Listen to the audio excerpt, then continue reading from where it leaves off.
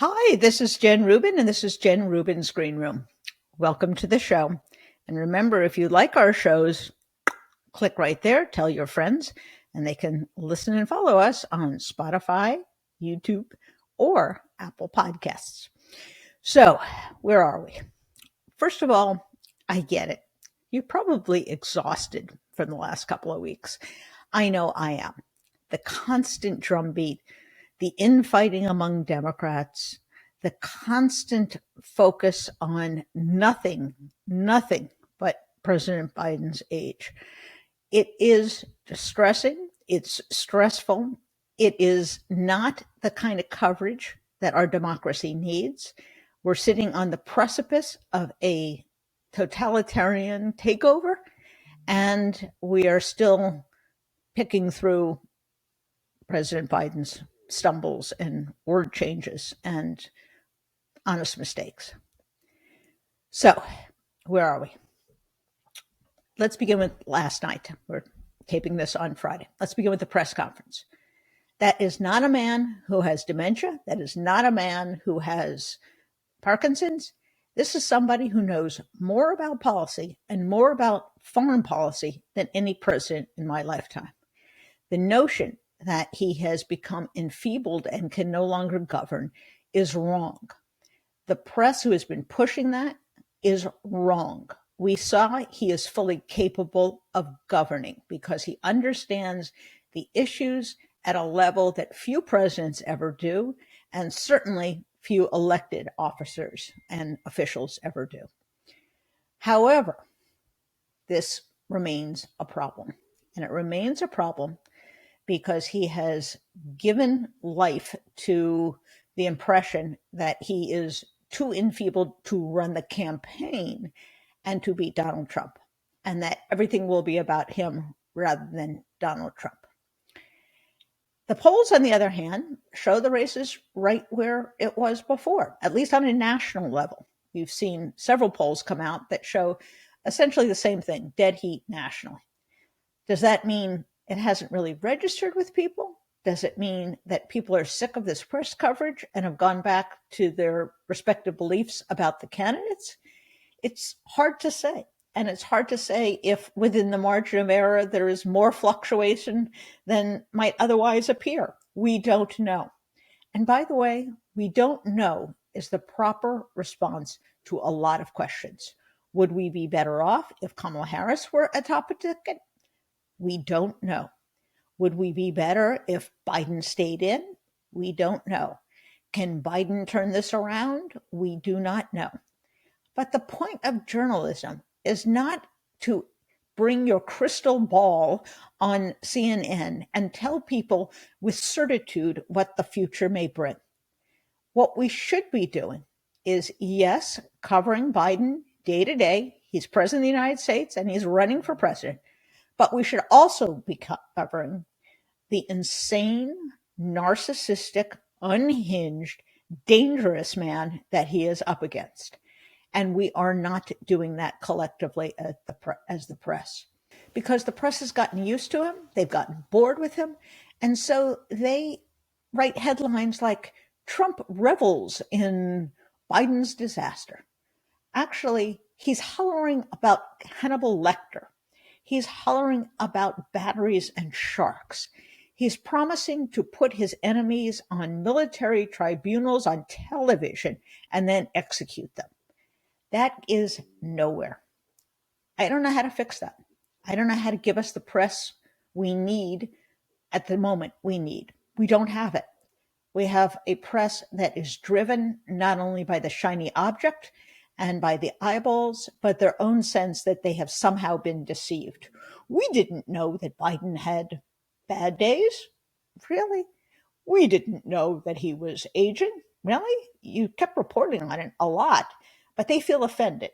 They feel like they were not told the extent of his problems. Well, the extent of his problems are when he's sick or when he's tired, he looks sick and tired.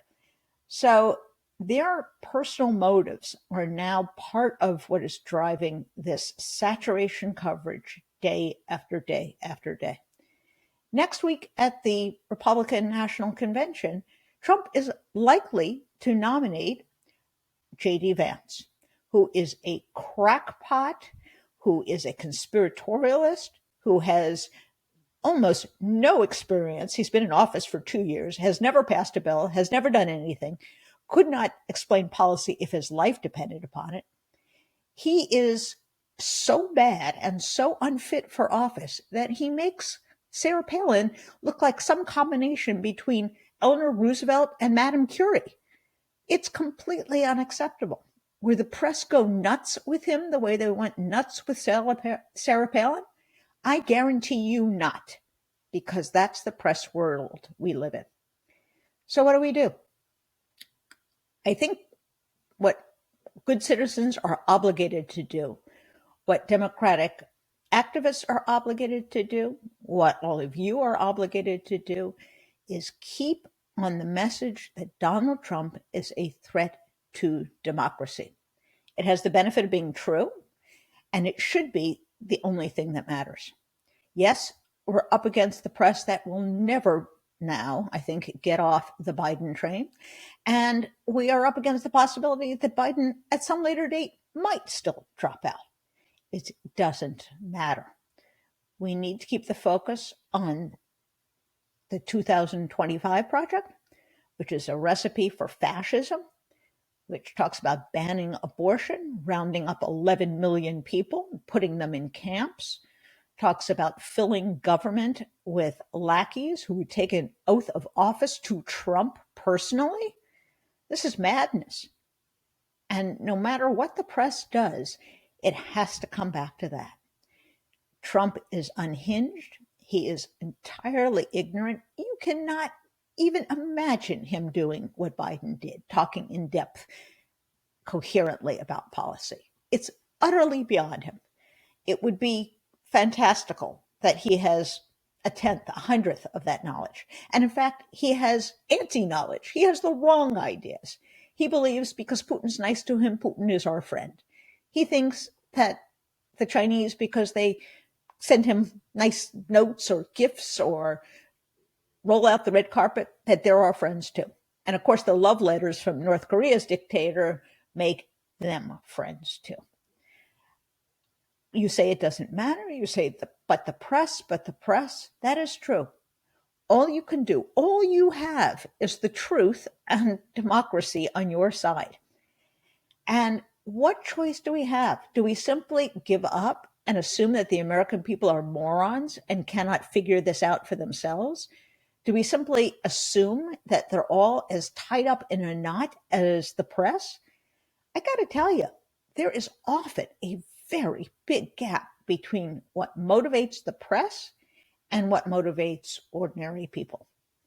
And if I had any input into the Biden campaign, which I absolutely do not, I would say, go out, do more press conferences, do full taped interviews with local media in the swing states, do large events, and work as hard as you can to show that the media frame is not the right one.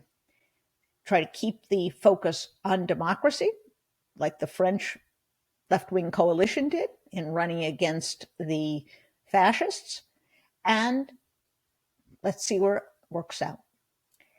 I know that's not very satisfying, but wouldn't Kamala be better? We don't know. But Biden could fall apart. Yes, he could, or he might be really good from here on out. But they'll never get off this frame. Very possible, but we don't know. So let's simply stop with the prognostication, stop with the hand-wringing, and go to work explaining to America what is at stake. I know, it's a radical idea, talking about what's relevant, talking about what we know as opposed to what we don't know, talking about important things. That's all we've got. And if the American people in their infinite wisdom are going to be snowed and make their judgment at a critical time in our history on entirely superficial matters, well, it was a nice democracy while we had it. So what specifically can you do? First of all, I want to hear from you. And our other viewers want to hear from you. Let's talk among ourselves. You can put a comment, you can put a question in the notes. Second, each of you has a platform to redirect the conversation from your friends who are equally anxious, equally angst-ridden, and talk about what is at stake. Biden on his worst day, Biden at 50%, at 20%, is far better than Donald Trump. And the reason is Donald Trump is a threat to democracy. And that has to be what you tell your friends, what you put out on your own social media, and the sort of groups that are messaging that need your time, they need your donations, they need your involvement. We have many groups whose entire life's work will go down the drain if Donald Trump is elected. Climate change, women's rights, abortion rights, LGBTQ rights. They need help. They need to get the word out. They need to reach millions and millions of Americans who affiliate with these groups. And so you can help. You can do that. And you can also tune out some of the noise. I found that if I stopped following Twitter minute by minute and stopped listening to the screaming, I felt a lot calmer, and I bet you will too. So don't subject you to hour after hour of obsessive, wrong-headed, misdirected coverage. Get out and do something. Get out and work for a ticket. That is the only thing that is standing between us and Donald Trump. So there you have it. Take a breather this weekend, relax, recharge, and next week, start another week. Democracy is too important to let go by the wayside. Bye-bye.